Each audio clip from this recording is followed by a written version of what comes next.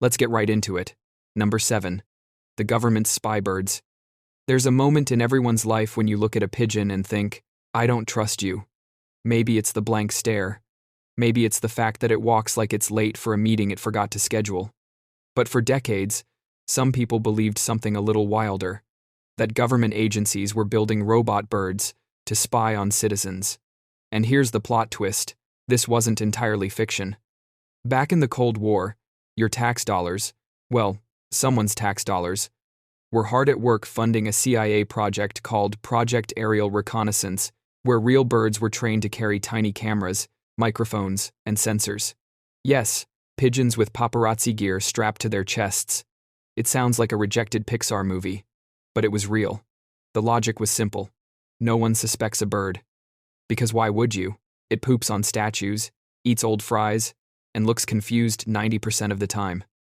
The CIA literally trained pigeons to fly above enemy sites and snap pictures mid-air. And here's the kicker. They were good at it. Birds make excellent spies. They're quiet, unbothered by human drama, and impossible to interrogate because they speak fluent coo. You'd think the discovery of actual surveillance birds would make modern conspiracy theorists happy, but ironically, it only made them louder. Because once one conspiracy turns out to be true, the human brain starts thinking everything is true. Suddenly, every seagull is a federal employee, and every crow is a narc. Psychology calls this pattern recognition overload. Your brain starts connecting dots so hard it creates constellations out of crumbs. You become the type of person who sees a sparrow on a power line and whispers, he knows. But the genuine irony here? Real spy birds existed, but nobody cared when they finally admitted it, because by then everyone had moved on to lizard people. Basically, the CIA invented bird drones, and the world shrugged. Number 6. MK Ultra. Actually happened. Picture this. You're sipping your morning coffee, vibing, minding your business, and then someone casually tells you, hey, did you know the government once secretly drugged people to see if they could control minds? And you laugh, because obviously that sounds like the plot of a discount sci-fi movie. Except surprise, it wasn't fiction. It was MK Ultra, and it was real. Very real. During the 1950s and 60s, intelligence agencies were obsessed with the idea of mind control. Not just persuasion, not hypnosis, but full-on, turn someone into a programmable puppet levels of control. Your brain, meanwhile, can barely remember why you walked into the kitchen 5 minutes ago. But MK Ultra researchers decided LSD was the magical key to unlocking mind domination. So they gave it to people, sometimes voluntarily, sometimes less voluntarily. Imagine being a regular scientist trying to do serious experiments, and your coworker is like, bro, what if we just gave everyone acid? And leadership said, yeah, that sounds responsible. Your brain under LSD is basically a confused art student melting into a beanbag chair, not exactly the ideal tool for creating super spies. But that didn't stop the project from going full throttle. The psychology behind it is pretty dark. Fear makes institutions try ridiculous things. When people feel threatened, they abandon logic, ethics, and occasionally sobriety. MK Ultra proved that even powerful governments can panic so hard they start acting like conspiracy theorists themselves. Spoiler, none of it worked. Turns out, free will is much harder to destroy than they hoped, and LSD mostly made people sit in corners contemplating the universe or crying about the color blue. The funniest part? MK Ultra became public because someone accidentally leaked files. Imagine running a massive secret program and losing the receipts because someone filed something wrong. Bureaucracy, the true hero of history. The entire thing collapsed under its own weirdness, and now it sits in the conspiracy theories that were actually true Hall of Fame. Number 5. Operation Northwoods. Imagine your government deciding to fake an attack on its own citizens to justify starting a war. Sounds like the kind of thing your conspiracy-obsessed cousin rants about at family gatherings, right? You know, the same cousin who thinks the moon landing was filmed in a Walmart stockroom. But back in the early 1960s, military officials actually drafted a plan like this, and it wasn't a joke, satire, or internet fan fiction. Operation Northwoods was a proposal suggesting that the U.S. stage fake terrorist events, yes, fake like hijackings, explosions, and even manufactured casualties, all to blame a foreign nation and spark public support for war. You'd think someone in the room would have raised their hand and said, hey, maybe mass deception and pretend tragedy is morally questionable. But nope, the plan made it all the way to the president's desk before being shut down. Here's the psychological twist. Humans love narratives, especially dramatic ones, and governments made up of those same humans also fall into storytelling traps. If the story is compelling enough, even smart people start believing it's necessary. The logic becomes, if we trick people into supporting this war, eventually they'll thank us. Spoiler, they would not have thanked them. The fact that Operation Northwoods got as far as it did proves that extreme ideas don't always come from shadowy figures in basements. They sometimes come from well-lit offices with polished wooden tables. And that's why conspiracy culture explodes whenever this stuff surfaces. Because once you discover officials once suggested, let's fake some disasters, your brain starts wondering what else they thought about during lunch breaks. Basically, humans can justify anything if it fits the story in their heads. Operation Northwoods is proof that the world doesn't need conspiracies to be wild. The truth is often unhinged enough. Number 4. Operation Midnight Climax. If someone told you the government once ran secret mind control experiments inside brothels, you'd probably assume they'd watched one too many late-night conspiracy documentaries. But nope, this was an actual program with an actual budget and actual agents who thought this was a normal thing to do on a weekday. Operation Midnight Climax was a branch of MK Ultra, but with even more chaos. Intelligence agents quite literally set up safe houses disguised as brothels in San Francisco and New York. Then they hired sex workers to lure men inside, where the men were secretly drugged with LSD through drinks, cigarettes, or whatever creative method the agents could come up with. Behind a one-way mirror, government operatives watched everything like morally confused raccoons who'd accidentally discovered HBO. And here's the disturbing part. The goal wasn't morality, ethics, or even meaningful science. The goal was curiosity. They wanted to see if drugs could make people confess secrets, react predictably, or behave in ways useful to intelligence work.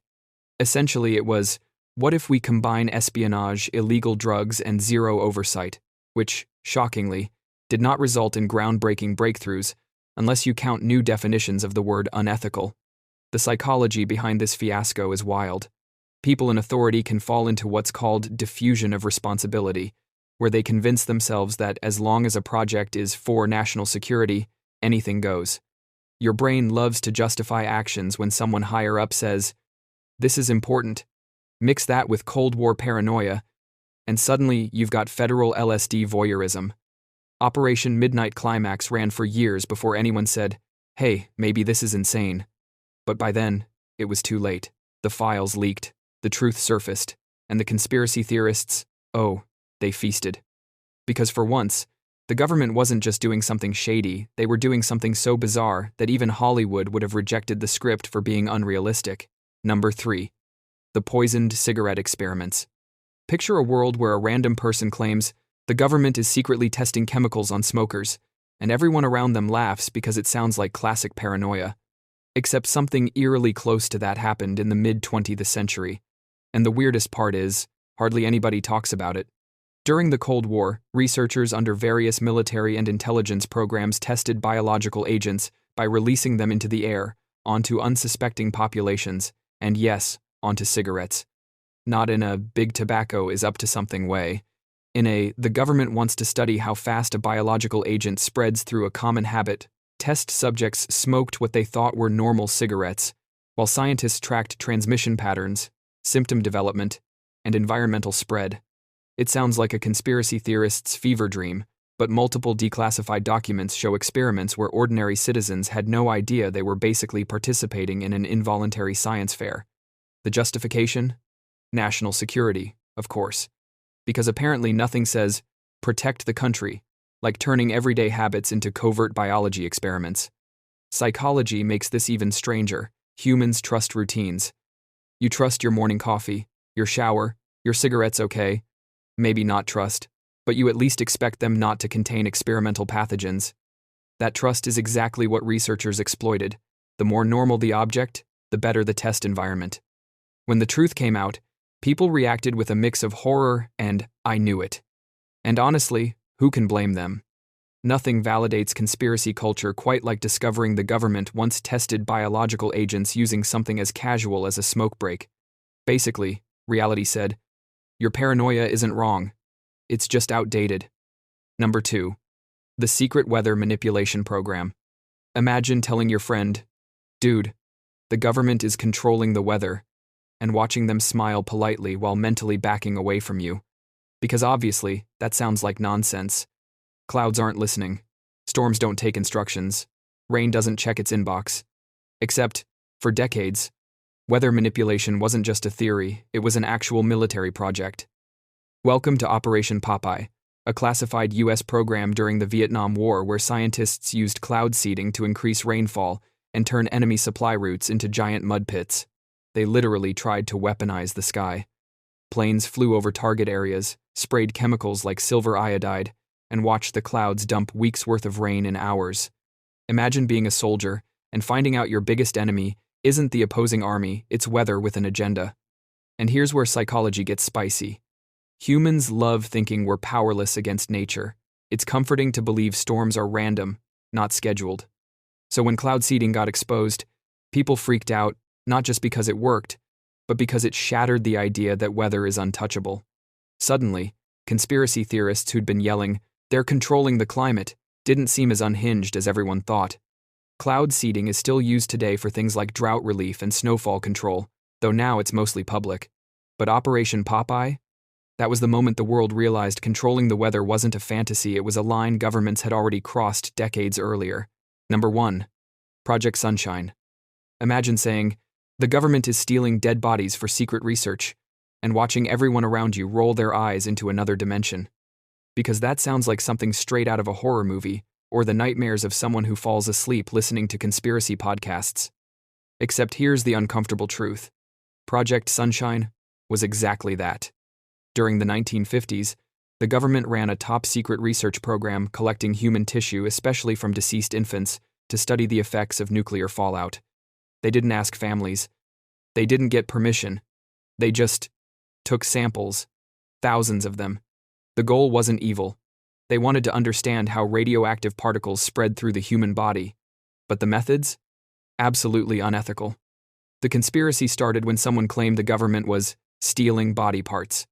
Officials denied it, laughed it off, and called it ridiculous. Classic response. But when declassified documents emerged years later, they showed the conspiracy was not only true, it was worse than people imagined. Entire countries were participating, gathering samples from multiple continents. Families were never told. Scientists quietly filed reports while pretending everything was normal. Psychologically, this exposes a harsh truth. When people believe the greater good is at stake, they can rationalize almost anything. Ethics become optional. Transparency becomes inconvenient. And conspiracy theorists, for once, become the only ones asking the right questions. Project Sunshine didn't become famous because of what it discovered. It became famous because of what it proved. Sometimes the wild theories aren't wild at all.